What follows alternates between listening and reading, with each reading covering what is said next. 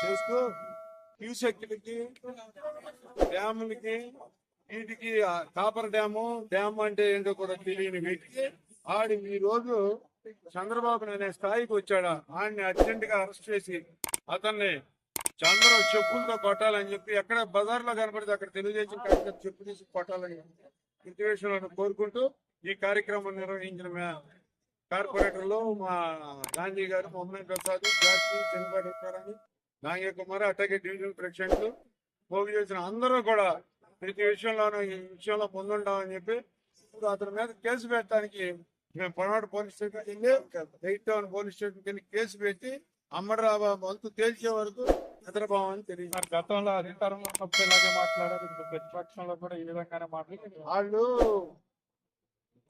యేసుక్రీస్తు మతంలో సైతాన్లని ఉంటారు. ఆ జాతికి చెందిన టైప్గా సైతాను అందరు కొడతారు. మన మేరీ మాత గుడి వాటిల్లో కొంతమంది ఉంటారు. వ్యక్తులు వాళ్ళు అందరూ మతం వాళ్ళు, అన్ని మతాల వాళ్ళు, ప్రతి మతం వాళ్ళు. హిందూ మతం కానీ నేను మేరీ మాతను పూజిస్తాను. నేను కూడా ఎటువంటి పరిస్థితులు మేరీ మాతను కూడా నేను ఎటువంటి పరిస్థితులు పూజిస్తా ఉంటా.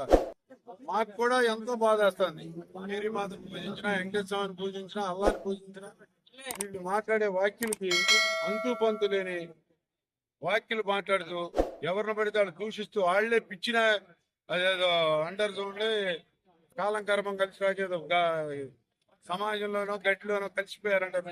బట్ కలిసిపోయే దశ వాళ్ళకి వచ్చిందని చెప్పి తెలియజేస్తూ వాళ్ళ జీవితంలో ఆ పార్టీ కానీ వైఎస్ జగన్మోహన్ రెడ్డి నాయకత్వం వహించే పార్టీ కానీ ఏది అసలు అనేది అసలు వచ్చే 2029 పూర్తి సాధ్యం అయిపోతుందని ఈ సందర్భంగా తెలియజేస్తున్నాం.